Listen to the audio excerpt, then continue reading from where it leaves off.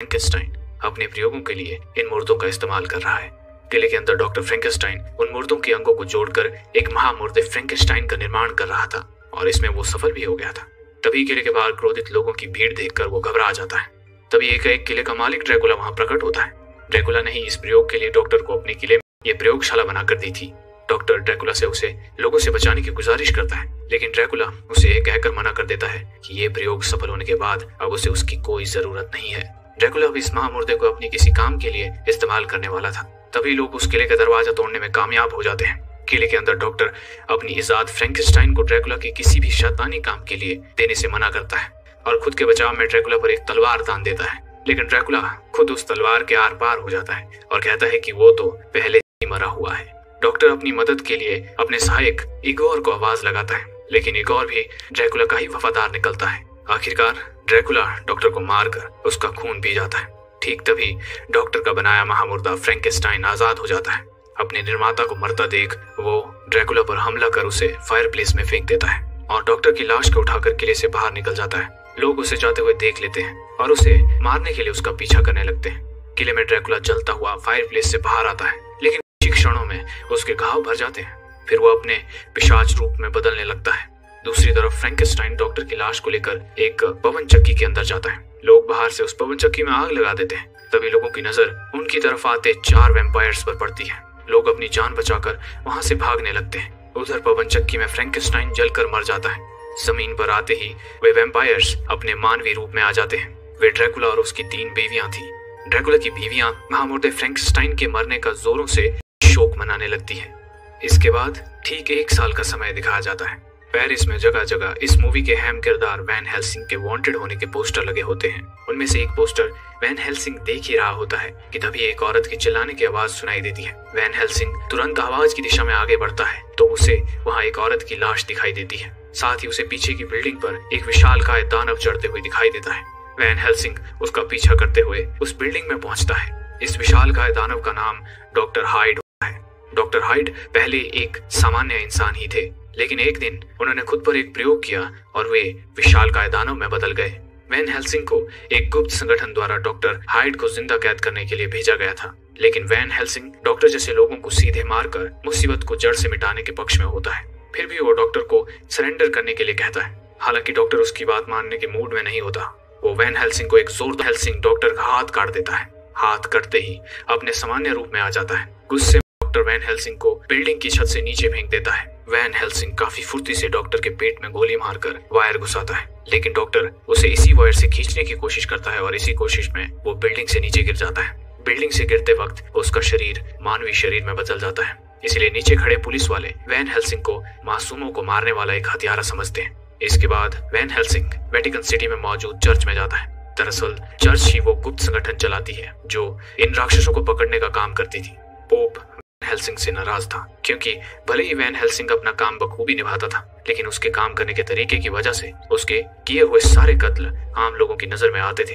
Pope से हमें यह भी पता चलता है कि वैन हेल्सिंग उन्हें चर्च के गेट पर अधमरी हालत में मिला था और उसकी याददाश्त पूरी तरह से मिट चुकी थी। चर्च ने उसे बना दी और तब से वैन हेल्सिंग उनके लिए काम करता है। इसके बाद पोप वैन हेल्सिंग को उसके अगले मिशन के बारे में बताता है।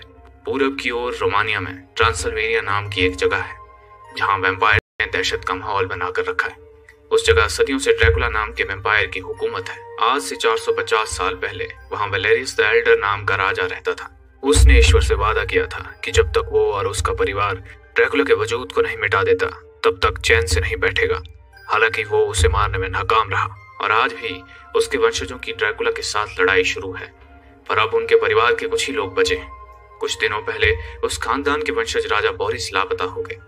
उनके बाद अब परिवार में सिर्फ उनका बेटा प्रिंस वेल्कन और बेटी प्रिंसेस एना ही बचे हैं। अगर ये दोनों मारे गए तो उनके परिवार की अगली 9 पीढ़ियों को कभी जन्नत हासिल नहीं होगी, क्योंकि उनके परिवार ने इतने वर्षों से मानवता की रक्षा की है। पोप वैन हेल्सिंग को ट्रांसिल्वेनिया जाकर उनकी मदद करने के लिए कहता है।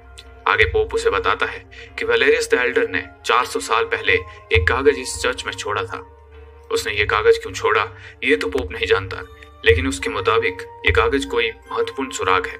वैन हेल्सिंग हैरान हो जाता है जब वो इस कागज के अंत में एक निशान देखता है। यही निशान वैन हेल्सिंग की अंगूठी पर भी है। पोप ये कागज वैन हेल्सिंग को देता है और कहता है कि शायद उसे ट्रांसिल्वेनिया में उसकी पिछली जिंदगी के बारे में भी पता चले। चर्च का नौजवान पादरी और वैन हेल्सिंग का दोस्त कार्ल वैन हेल्सिंग को वैम्पायर्स को मारने के लिए कुछ चांदी के हथियार देता है, क्योंकि वैम्पायर्स जैसे शैतानों को चांदी के हथियारों से ही मारा जा सकता था। कार्ल काफी बुद्धिमान होता है, उसे भूत पिशाच दानवों के विविध विषयों में महारत हासिल होती है। हेल्सिंग उसे भी अपने साथ ले चलता है। उधर ट्रांसिल्वेनिया में प्रिंस वेल्कन और प्रिंसेस एना ड्रैकुला द्वारा भेजे गए एक आदमखोर भेड़िए को मारने के लिए जाल बिछा रहे होते हैं। प्लान कामयाब होता है और वे भेड़िए को एक पिंजरे में बंद कर देते हैं, लेकिन ऐन मौके पर वेल्कन की गन नीचे गिर जाती है। वेल्कन की गन में चांदी की गोलियां होती है, उसी से भेड़िए को मारा जा सकता है। पिंजरा टूट जाता है और भेड़िया उससे बाहर निकलता है। एना उससे बचने के लिए भागती है, लेकिन अंत में उसे एक खाई की वजह से अपने कदम रोकने पड़ते हैं। वो उस भेड़िए का शिकार होने ही वाली होती है कि तभी उसका भाई वेल्कन उसे बचाने के लिए अपने प्राणों की आहुति देता है। भेड़िया और वेल्कन दोनों खाई में गिर जाते हैं। दूसरी ओर वैन हेल्सिंग और कार्ल अपना लंबा सफर तय कर ट्रांसिल्वेनिया पहुंचते हैं, लेकिन वहां एना और गांव के लोग इन दोनों को घेर लेते हैं। एना वैन हेल्सिंग से कहती है कि वे लोग यहाँ अनजान लोगों को आने की परमिशन नहीं देते हैं। वे उन्हें तुरंत अपने हथियार फेंकने के लिए कहती है। वैन हेल्सिंग ऐसा करने से साफ इनकार कर देता है। वो एना से कहता है कि वो उनकी मदद करने यहाँ आए हैं, पर एना उससे मदद करने से मना करती है। तभी अचानक आसमान में 3 वैम्पायर दिखाई देते हैं। ये तीनों ड्रैकुला की बीवियां होती हैं। तीनों वहां एना को मारने आई थी, लेकिन वैन हेल्सिंग इनके बीच में आ जाता है। इस वजह से ड्रैकुला की बीवी मरिश्का वैन हेल्सिंग को मारने रुकती है, तो उसकी बाकी 2 बीवियां एना को मारने उसके पीछे जाती हैं। दोनों बीवियां एना को मारने ही वाली होती हैं कि तभी वैन हेल्सिंग मरिश्का को मारने में सफल हो जाता है। इस वजह से शोक से पीड़ित उसकी दोनों बीवियां एना को छोड़कर वहां से भाग जाती हैं। एना वैन हेल्सिंग का धन्यवाद करती है और बताती है कि वैन हेल्सिंग वो पहला आदमी है जिसने पिछले 100 सालों में किसी वैम्पायर को मारा है। दूसरी ओर ड्रैकुला के किले में ड्रैकुला अपनी कब्र से जाग जाता है। वो वेरोना और अलीरा पर एना को न मार पाने की वजह से चिल्लाता है। उसे मरिश्का के मरने का जरा भी दुख नहीं होता है। वो अपनी बीवियों से कहता है कि जल्दी ही मानवों और वैम्पायर्स के बीच एक युद्ध होने वाला है। एना वैन हेल्सिंग और कार्ल को अपने किले में ले जाती है। एना बताती है कि कभी ड्रैकुला भी इसी किले में रहा करता था, लेकिन अब किसी को नहीं पता कि वो कहाँ रहता है। एना दीवार पर बनी एक तस्वीर की तरफ इशारा करते हुए कहती है कि ड्रैकुला की तलाश में उसके पिता इस तस्वीर को घंटों देखा करते थे ताकि कोई सुराग मिल जाए। रात को एना अपने महल में टहल रही होती है, तभी उसे वहां किसी के होने का आभास होता है। अचानक उसका भाई प्रिंस वेल्कन उसके सामने आता है। वो हड़बड़ी में उसे कुछ बताने की कोशिश कर रहा होता है। वो कहता है कि उसे ड्रैकुला का कोई रहस्य पता है और ड्रैकुला के पास उसका इलाज है, लेकिन इससे पहले कि वो आगे कुछ कह पाता, वो एक आदमखोर भेड़िए में तब्दील हो जाता है। तभी वैन हेल्सिंग वहां आता है, लेकिन इससे पहले कि वो उसे मार पाता, वो वहां से भागने में कामयाब हो जाता है। वैन हेल्सिंग उसके पीछे पीछे जाता है, लेकिन एना उसे आकर रोकती है। एना वैन हेल्सिंग से कहती है कि ड्रैकुला के पास उसके भाई का इलाज है और वे उसे बचा सकते हैं। वैन हेल्सिंग शुरू में तो नहीं मानता, लेकिन एना के जोर देने पर वो तैयार हो जाता है। वे दोनों फ्रैंकेनस्टाइन किले की तरफ जाते हैं। ये वही किला है जहां डॉक्टर फ्रैंकेनस्टाइन ने महामूर्ति फ्रैंकेनस्टाइन को बनाया था। उस किले के अंदर इगोर और ड्रैकुला के खूंखार सैनिक डॉक्टर फ्रैंकेनस्टाइन की मशीन की मदद से किसी प्रयोग में लगे हुए थे। एना वैन हेल्सिंग को बताती है कि भेड़िए पहली चांद रात को ही बाहर आते हैं, क्योंकि उनका श्राप उन्हें बाहर आने के लिए मजबूर कर देता है। किले के अंदर वेल्कन फिर से अपने सामान्य रूप में आता है। वो ड्रैकुला से अपनी बहन की सलामती के लिए मिन्नतें करता है। वे लोग उसे फ्रैंकेनस्टाइन की मशीन में डालते हैं। जान जाता है कि वो उसके पिता की लाश है। गुस्से में वो ड्रैकुला को मारने की कोशिश करता है, लेकिन मार नहीं पाता, क्योंकि वैम्पायर्स के पास आदमखोर भेड़ियों को काबू करने की शक्ति होती है। मशीन शुरू हो जाती है और उसके चारों ओर चिंगारियां निकलने लगती है। दूसरी ओर जब वैन हेल्सिंग और एना किले के अंदर घूम रहे होते हैं, तब उन्हें वहां छत से कुछ चीजें लटकी हुई दिखाई देती हैं। ये कुछ और नहीं बल्कि ड्रैकुला की बीवियों के अंडे होते हैं। एना वैन हेल्सिंग को बताती है कि ड्रैकुला पहले से मरा हुआ है, इसलिए उसके बच्चे हमेशा मरे हुए पैदा होते हैं। यही वजह है कि ड्रैकुला फ्रैंकेनस्टाइन की बनाई हुई मशीन की मदद से अपने बच्चों को जिंदा करने की कोशिश कर रहा है। एक उस मशीन से बिजली निकलकर इन अंडों में जाती है और उन अंडों से चमगादड़ निकलने लगते हैं। अपने बच्चों को उड़ता देख ड्रैकुला और उसकी बीवियां खुशी से झूम उठते हैं। ड्रैकुला अपनी बीवी को उन्हें खून पीना सिखाने के लिए कहता है, लेकिन वैन हेल्सिंग एक एक करके उसके बच्चों को मारने लगता है। ये देख ड्रैकुला गुस्से से पागल हो जाता है। वैन हेल्सिंग वहां से भागने की कोशिश करता है, लेकिन दरवाजा अपने आप बंद हो जाता है। दूसरी ओर एना देखती है कि वेल्कन मशीन से बंधा काफी तड़फ रहा है। उसके शरीर की ऊर्जा से ही ये बच्चे जिंदा हुए थे। एक और अपने आदमी उसे पावर बढ़ाने के लिए कहता है, क्योंकि वेल्कन की शरीर की ऊर्जा अब कम पड़ रही थी। ड्रैकुला की बीवियां और उसके बच्चे पूरे ट्रांसिल्वेनिया में कहर मचाने लगते। दूसरी ओर वैन हेल्सिंग एकदम से ड्रैकुला के सामने आता है और उसके दिल में चांदी का खंजर घूमता है। लेकिन हैरानी की बात है कि वो मरता नहीं है, क्योंकि ड्रैकुला कोई आम वैम्पायर नहीं था। अचानक ड्रैकुला वैन हेल्सिंग को गैब्रियल नाम से पुकारता है। ड्रैकुला को यह अनोखा नाम लेकर उसके साथ चाल चल रहा है, ये सोचकर वैन हेल्सिंग उसकी बातों को नजरअंदाज करने की कोशिश करता है। लेकिन फिर ड्रैकुला उसे कहता है कि क्या उसे पता है कि क्यों उसे पुराने युद्ध के डरावने सपने आते हैं। ये सुनकर वैन हेल्सिंग सोच में पड़ जाता है। वो उससे पूछता है कि वो उसके बारे में क्या जानता है। ड्रैकुला उसे बताता है कि उसका और वैन हेल्सिंग का एक ही इतिहास है। दूसरी ओर एना अपने भाई को छुड़ाने उसके पास जाती है। वो उसे वहां से छुड़ाने की कोशिश करती है। एना की कोशिशों के कारण ड्रैकुला के बच्चों को जिंदा रखने की प्रक्रिया में विघ्न पड़ चुका होता है। एकाएक उसके बच्चे मरने लगते हैं। दरअसल वेल्कन की ऊर्जा सिर्फ कुछ ही समय तक ड्रैकुला के बच्चों को जिंदा रख पाने में सक्षम थी। ड्रैकुला की बीवियां चिल्लाते हुए ड्रैकुला के पास वापस जाने लगती हैं। इस वजह से ड्रैकुला का ध्यान भटकता है और मौके का फायदा उठाकर वैन हेल्सिंग वहां से भाग जाता है। जब वो एना के पास पहुंचता है, वेल्कन फिर से आदमखोर भेड़िए के रूप में बदल रहा होता है। ऐन वक्त पर वैन हेल्सिंग एना को अपने साथ लेता है और किले से दूर चला जाता है। वे अनजाने में उसी पवन चक्की के नीचे आकर रुकते हैं जहां मुर्दा फ्रैंकेनस्टाइन जलकर मर गया था। तभी अचानक जमीन अंदर धंस जाती है और दोनों नीचे गिर जाते हैं। अगली सुबह जब दोनों होश में आते हैं तब उनकी मुठभेड़ महामुर्दे फ्रैंकेनस्टाइन से होती है। फ्रैंकेनस्टाइन उन्हें बताता है कि ड्रैकुला उसकी मदद से अपने बच्चों में जान डालना चाहता है, क्योंकि वही एक है जो उसके बच्चों को अमर बना सकता है, लेकिन वो ये नहीं चाहता, इसीलिए वो यहाँ छुप कर रह रहा है। वैन हेल्सिंग एना से कहता है कि वो फ्रैंकेनस्टाइन को रोम के चर्च में ले जाएगा और वहां वो सुरक्षित रहेगा। लेकिन आदमखोर भेड़िया वेल्कन उनकी बातें सुनता है। अनजाने में उसका हाथ दीवार पर लगता है और अचानक दीवार के अंदर से एक पेंटिंग बाहर निकलती है। इसके बाद वैन हेल्सिंग फ्रैंकेनस्टाइन को लोहे की जंजीरों से बांध देता है और एक बग्गी में बिठाकर रोम की तरफ कूच करता है। लेकिन जब बग्गी बुडापेस्ट शहर के जंगल से जा रही होती है तब ड्रैकुला की एक बीवी वैन हेल्सिंग पर हमला करती है। वैन हेल्सिंग बाल बाल बचता है। वैन हेल्सिंग संभला ही होता है कि वो फिर से उस पर हमला करती है, लेकिन असली मुसीबत तो आगे होती है। आगे पुल टूटा हुआ होता है। घोड़े एक लंबी छलांग लगाते हैं। वैन हेल्सिंग भी बड़ी फुर्ती से खाई में गिरने से बचता है, लेकिन वो बग्गी खाई में गिर जाती है। उस बग्गी में बैठे फ्रैंकेनस्टाइन को बचाने के लिए ड्रैकुला की बीवी वेरोना तेजी से उस बग्गी की तरफ बढ़ती है। लेकिन जब वो उस बग्गी के अंदर झांकती है तब उस बग्गी में चांदी के भालों के अलावा कुछ नहीं होता। वो समझ आती है कि ये एक चाल थी, लेकिन बहुत देर हो चुकी होती है। बग्गी नीचे गिरते ही एक जोरदार धमाका होता है और वेरोना उन भालों का शिकार हो जाती है। दरअसल वैन हेल्सिंग फ्रैंकेनस्टाइन को एक दूसरी ही बग्गी से रोम भेज रहा था जिसे एना चला रही थी। वैन हेल्सिंग उस बग्गी में जाकर बैठ जाता है, लेकिन एक और मुसीबत इनका इंतजार कर रही थी। उस मुसीबत का नाम होता है आदमखोर भेड़िया वेल्कन। भेड़िया उस दूसरी बग्गी पर हमला करता है। एना, फ्रैंकेनस्टाइन और कार्ल बग्गी से कूद जाते हैं और वैन हेल्सिंग भी बड़ी फुर्ती से भेड़िया वेल्कन को मार गिराता है, लेकिन मरने से पहले भेड़िया वैन हेल्सिंग को काट चुका होता है। इसका मतलब अब वैन हेल्सिंग जल्दी ही भेड़िया में तब्दील हो जाएगा। तभी अचानक ड्रैकुला की आखिरी बीवी अलीरा एना पर हमला कर उसे अपने साथ बुडापेस्ट शहर की ओर ले जाती है। इस वजह से वैन हेल्सिंग और उसके साथियों को बुडापेस्ट शहर जाना पड़ता है। अलीरा पहले से ही उनका इंतजार कर रही होती है। वो उनसे कहती है कि ड्रैकुला उनके साथ एक सौदा करना चाहता है। एना के बदले उन्हें ड्रैकुला को फ्रैंकेनस्टाइन देना होगा। अलीरा आगे उन्हें कहती है कि कल रात बुडापेस्ट में ड्रैकुला के महल में एक पार्टी है। वो उन्हें वहां आने के लिए कहती है। वैन हेल्सिंग फ्रैंकेनस्टाइन को बेहोश कर एक छुपा देता है और कार्ल के साथ एना को छुड़ाने ड्रैकुला की पार्टी में पहुंचता है। लेकिन उसने जहां फ्रैंकेनस्टाइन को छुपाया था वहां कोई उन पर पहले से ही नजर रखे हुए था। पार्टी में ड्रैकुला एना के साथ डांस कर रहा होता है। वैन हेल्सिंग कार्ल को उसका ध्यान भटकाने के लिए भेजता है, जिसमें कार्ल कामयाब भी हो जाता है। ड्रैकुला का ध्यान भटकते ही वैन हेल्सिंग एना को उससे दूर ले जाता है। तभी ड्रैकुला के सेवक फ्रैंकेनस्टाइन को कैद कर उसे महफिल में ले आते हैं। इसके बाद ड्रैकुला अपने सभी वैम्पायर्स को वैन हेल्सिंग को मारने का आदेश देता है, लेकिन कार्ल अपने इन्वेंशन एक अनोखे बम को अपने साथ लेकर आया होता है, जिसके फटते ही सूरज की तरह रोशनी होती है और सब के सब वैम्पायर जलकर खाक हो जाते हैं। वैन हेल्सिंग, एना और कार्ल नदी में कूद जाते हैं। वैन हेल्सिंग देखता है कि इगोर और ड्रैकुला के सेवक फ्रैंकेनस्टाइन को लेकर कहीं जा रहे हैं। वो तुरंत उनकी नाव की तरफ बढ़ता है, लेकिन इससे पहले कि वो उस तक पहुंच पाता, एक लोहे का दरवाजा उसके और फ्रैंकेनस्टाइन के बीच में आता है। वैन हेल्सिंग फ्रैंकेनस्टाइन से वादा करता है कि वो उसे ड्रैकुला की कैद से जरूर मुक्त करेगा। जब वे वापस एना के महल में पहुंचते हैं, कार्ल उन्हें उसने कलेक्ट की हुई इंफॉर्मेशन के बारे में बताता है। कार्ल उन्हें बताता है कि ड्रैकुला से हुई थी।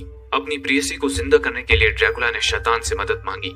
उसकी हरकत की वजह से ईश्वर ने अपने एक एंजल को ड्रैकुला को मारने भेजा था। उस एंजल के हाथों से मरने के बाद नरक में शैतान के साथ संधि कर ड्रैकुला वापस पृथ्वी पर आया। संधि में यह तय हुआ था कि ड्रैकुला बाकी लोगों का खून पीकर जीवित रहेगा। तब उसके पिता वेलेरिस द एल्डर ने भगवान से वादा किया कि वो ड्रैकुला को पूरी तरह से नष्ट करेगा और जब तक ड्रैकुला खत्म नहीं हो जाता तक वो और उसका परिवार चैन की नींद नहीं सोएंगे। पर वो वादे के मुताबिक अपने ही खून ड्रैकुला को नहीं मार पाया। लेकिन उसने ड्रैकुला को एक बर्फीले किले में कैद कर दिया जिसकी दीवारें काफी ऊंची थी ताकि वो वहां से कभी बाहर ना निकल पाए। तब ड्रैकुला ने फिर से शैतान से मदद मांगी। तब शैतान ने उसे उसका चमगादड़ रूप दिया ताकि वो उड़कर उस किले से बाहर निकल पाए। जब बेलेरियस द एल्डर उसे नहीं मार पाया तब उसने कुछ सुराग छोड़ दिए थे ताकि आने वाली पीढ़ी ड्रैकुला का समूल मिटा सके। लेकिन दिक्कत ये थी कि किसी को पता नहीं था कि वो बर्फीला किला कहाँ है। तभी एना अनजाने में कहती है कि उसके पिता घंटों एक दीवार को तोड़ते रहते थे इस उम्मीद में कि उन्हें उस किले तक पहुंचने का कोई सुराग मिल जाए। ये सुनते ही वैन हेल्सिंग के दिमाग में बिजली सी कौंधती है। वो कहता है कि हो सकता है कि वो दीवार उस किले का दरवाजा हो जिसे एना के पूर्वज कभी खोल नहीं पाए। इतना कहकर वो दीवार के पास जाता है। दीवार पर लैटिन भाषा में कुछ लिखा होता है। कार्ल उसे पढ़ने की कोशिश करता है लेकिन उसका एक हिस्सा गायब होता है जिस वजह से वो उसे पूरा नहीं पढ़ पाता। तभी वैन हेल्सिंग को वो कागज का टुकड़ा याद आता है जो उसे पोप ने दिया था। वैन हेल्सिंग उस टुकड़े को दीवार पर लगाता है और कार्ल को पूरा पढ़ने के लिए कहता है। उस पर लिखा होता है कि ईश्वर का नाम लेकर उस दरवाजे को खोलना है। वैन हेल्सिंग के ऐसा करते ही वो दरवाजा एक आईने में बदल जाता है। वैन हेल्सिंग उसे छूता है तो पाता है कि वो कोई आईना नहीं बल्कि एक दरवाजा है। बारी बारी तीनों उस दीवार के दूसरी ओर जाते हैं जहां ड्रैकुला का वो महल होता है। महल की दीवारें काफी ऊंची होती हैं। वैन हेल्सिंग अपने भेड़िए की शक्ति की मदद से एना और कार्ल को लेकर किले के अंदर जाता है। किले के अंदर उन्हें इगोर दिखाई देता है। इगोर उन्हें देखकर चौंक जाता है। वो वहां से भागने की कोशिश करता है लेकिन वैन हेल्सिंग उसे पकड़ लेता है। तभी फ्रैंकेस्टाइन की चिल्लाने की आवाज सुनाई देती है। जब वे देखते हैं तो उन्हें फ्रैंकेस्टाइन एक बर्फीली चट्टान में बंधा हुआ दिखाई देता है। ड्रैकुला के सेवक प्रयोग के लिए उसे कहीं लेकर जा रहे होते हैं। फ्रैंकेस्टाइन वैन हेल्सिंग को बताता है कि ड्रैकुला के पास आदमखोर भेड़िए की श्राप से मुक्त होने का इलाज है। वैन हेल्सिंग सोच में पड़ता है कि भला ड्रैकुला के गुलाम होते हुए भी ड्रैकुला को अपने पास उनका इलाज रखने की क्या जरूरत है। तभी कार्ल कहता है कि शायद आदमखोर भेड़िए काटने से ही ड्रैकुला मर सकता है। शायद यही उस पेंटिंग का मतलब था। अभी तक किसी आदमखोर भेड़िए की हिम्मत ही नहीं हुई कि वो पलटकर ड्रैकुला पर हमला करें, लेकिन अगर ऐसा कभी हुआ तो भेड़िए के काटने से पहले उसे इंसान बनाने के लिए ही ड्रैकुला ने वो इलाज अपने पास रखा हुआ है। कार्ल वैन हेल्सिंग को एक तरकीब बताता है। वो वैन हेल्सिंग को भेड़िए बनते ही ड्रैकुला को मारने के लिए कहता है और तब तक कार्ल और एना मिलकर इस इलाज को ढूंढेंगे और वैन हेल्सिंग खुद पर काबू होने से पहले उसे फिर से इंसान बनाएंगे। तरकीब के मुताबिक वैन बढ़ते हैं। दूसरी ओर ड्रैकुला और उसके सेवक ड्रैकुला के बच्चों को जिंदा करने की प्रक्रिया शुरू कर चुके थे। एक और कार्ल और एना को एक इंजेक्शन दिखाता है जिसके अंदर वो इलाज था। एना उसके करीब बढ़ती है लेकिन तभी इगोर एना और कार्ल को उस कमरे में बंद कर वहां से चला जाता है। वो इंजेक्शन एक कांच के बर्तन में एक द्रव के अंदर रखा होता है। तभी अलीरा वहां आ जाती है। एना उस बर्तन को अलीरा की तरफ धकेलती है। उसके कुछ छींटे अलीरा के चेहरे पर पड़ते हैं और उसका चेहरा गल जाता है। उसमें जो द्रव था वो और कुछ नहीं बल्कि तेजाब था। एना उसी तेजाब की मदद से लोहे के दरवाजे को गला देती है। कार्ल तो वहां से भाग जाता है लेकिन अलीरा एना को पकड़ लेती है। वैन हेल्सिंग फ्रैंकेस्टाइन को ढूंढ लेता है और उसे छुड़ाने की कोशिश करता है, लेकिन इससे पहले कि वो उसे छुड़ा पाता, फ्रैंकेस्टाइन पर उस मशीन से बिजली गिरती है। उस बिजली से निकली ऊर्जा के प्रभाव से ड्रैकुला के अंडों में हलचल शुरू होती है। वैन हेल्सिंग फिर से उसे छुड़ाने की कोशिश करता है, लेकिन ड्रैकुला की नजर उस पर पड़ती है और वो उसे ऐसा करने से रोकता है। फ्रैंकेस्टाइन उन जंगलों से छूटने ही वाला होता है कि तभी उसे एक और बिजली का झटका लगता है। उस बिजली की वजह से ड्रैकुला के बच्चे अंडों से बाहर निकलते हैं और चूंकि इस बार फ्रैंकेस्टाइन की वजह से वो जिंदा हुए थे, इस वजह से वो अमर थे। फ्रैंकेस्टाइन खुद को लोहे के बंधनों से आजाद तो करता है, लेकिन वो फिसल कर नीचे गिरता है। नीचे उसे इगोर कार्ल की जान के पीछे पड़ा हुआ दिखाई देता है। फ्रैंकेस्टाइन उसकी तरफ बढ़ता है। इस बीच इगोर नीचे खाई में गिर जाता है। दूसरी ओर एना और अलीरा में लड़ाई हो रही होती है। अलीरा एना को पूरी तरह से मार रही थी। कार्ल फ्रैंकेस्टाइन ने पकड़े हुए वायर को ढीला करता है, जिस वजह से वो सीधे एना और अलीरा की लड़ाई चल रहे कमरे में जा गिरता है। फ्रैंकेस्टाइन अलीरा को कुछ वक्त के लिए कर रखता है और एना को वहां से भागने के लिए कहता है। एना वायर को पकड़कर वहां से निकलती है। कार्ल उसकी तरफ इंजेक्शन फेंकता है, जिसे एना बड़ी फुर्ती से पकड़ लेती है, लेकिन तभी अलीरा पीछे से उस पर वार करती है। दूसरी ओर रात के 12 बजते ही वैन हेल्सिंग पूरी तरह से भेड़िए के रूप में आ जाता है। दोनों के बीच जबरदस्त लड़ाई शुरू होती है। कभी वैन हेल्सिंग तो कभी ड्रैकुला एक दूसरे पर भारी पड़ते नजर आ रहे होते हैं। एना अलीरा को मारने में कामयाब हो जाती है। वैन हेल्सिंग ड्रैकुला पर भारी पड़ता नजर आ ही रहा होता है कि तभी चांद बादलों में छिप जाता है, जिस वजह से वैन हेल्सिंग फिर से अपने मानवीय रूप में लौट आता है। ड्रैकुला उसे बताता है कि वो एंजल जिसने उसकी जान ली थी वो और कोई नहीं बल्कि वैन हेल्सिंग ही था, और जो अंगूठी वैन हेल्सिंग के हाथ में है वो ड्रैकुला की है। दरअसल कई सालों पहले एंजल गैब्रियल पृथ्वी पर रहने आया था, तब उसकी इंसानी ड्रैकुला के साथ दोस्ती हो गई थी। बाद में जब ड्रैकुला ने शैतान से संधि करने की कोशिश की तो भगवान ने गैब्रियल को उसे मारने का आदेश दिया। आदेश का पालन कर गैब्रियल ने ड्रैकुला को मार दिया, लेकिन वो अपने दोस्त के मरने का गम सह नहीं पाया और उसने भगवान को उसकी याद मिटाने की गुजारिश की। भगवान ने उसकी इच्छा पूरी की, जिसके बाद वो वैन हेल्सिंग के नाम से जी रहा था। तभी चांद फिर से आसमान में नजर आने लगता है और वैन हेल्सिंग भेड़िए के रूप में बदल जाता है। वैन हेल्सिंग इस बार मौका नहीं चूकता और ड्रैकुला का गला चीर डालता है। ड्रैकुला के मरते ही उसके सारे बच्चे भी मर जाते हैं। तभी एना वैन हेल्सिंग को इंजेक्शन लगाने उसके पास आती है, लेकिन वैन हेल्सिंग उस पर वार कर देता है जिसमें उसकी जान चली जाती है। कार्ल वैन हेल्सिंग को मारने के लिए रुक जाता है। उसके पेट पर इंजेक्शन लगा हुआ होता है। मरने से पहले एना अपना काम कर चुकी थी।